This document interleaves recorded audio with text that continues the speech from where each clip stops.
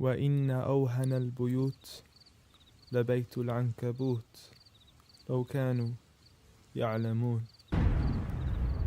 The weakest of homes is the home of the spider, if only they knew. And it's not just because of the web, but also for what happens inside it too. The most fragile of homes, home to the most ferocious of family feuds, a husband and wife relationship that is solely based on being used for consummation. See, as soon as they finish mating, the wife would then consume the body of her own husband. It's disgusting, and so can the children be too. See, as soon as they mature, they would chew upon their own mother as a source of food. It's sinister, it's crude, I don't want to imagine it, but it's true. And such the examples that are used, not because God can be cruel, but for God to prove that the weakest of homes are those in which the inhabitants are abused. See, marriages are meant to bring happiness, and the home is a refuge of tranquility and comfort to all those who walk through. And if you ever do happen to fall into disputes, you must learn to understand that the marriage isn't always about you.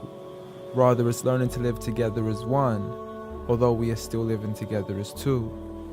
In a home where everybody knows that they belong, with love, kindness, and mercy, so we could all just get along, and there's no need for fighting every time something small goes wrong. Because you can't build a home upon violence and then expect it to stand strong. I mean, what kind of man would harm his wife in the darkness of the night, leaving her to bleed as he scars her for life, having to cover up her bruises as she tries to hide them from sight? See, he's so focused on her responsibilities, but fails to realize that he also owes her rights. See, as a husband, you're meant to provide, protect, respect, guide, and guard her. You are her garment, her lifelong partner, her prince charming who should charm her, her knight in shining armor. But a night has turned into a nightmare as he spends his nights trying to harm her. As she begs him on her knees, please, I need you to be calmer. I urge you, see, patience is a virtue. I never even heard you. I promise I didn't mean to hurt you. Please don't be mad. And please don't let the kids see, cause it's not right for a dad. It's sickening, it's sad that such scenes are happening in reality within the homes of so many broken families. It's a calamity that we forgot what the meaning of marriage is. Did you forget that the best of you in character is he who is best to his wife? The best of advice from the one who never harmed a servant, child, or wife in his whole entire life. Muhammad sallallahu alayhi wasallam. He was the best of examples in how to treat a woman right. See, if his wife had cooked something he had liked, he would eat it, and if he didn't, he would leave it without expressing an ounce of dislike.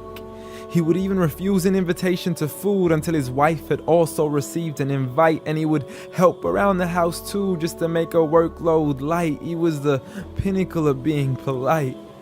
And he taught us that the strongest of men is not he who knows how to fight, but rather he who restrains his anger right at the moment of strife. So have patience, brother. I mean, you wouldn't allow it for your own mother, daughter, or sister. You wouldn't bear to watch another man punch and kick her, so the next time you even think to cause her trauma and hit her, you need to understand that she too is another man's mother, daughter, or sister. So dear sister, no human being deserves to live a life of violence alone. So if he doesn't treat you with kindness, don't live in silence trying to fight this on your own.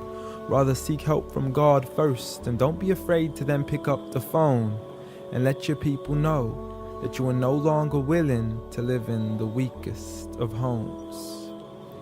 Violence against women? Islam says no.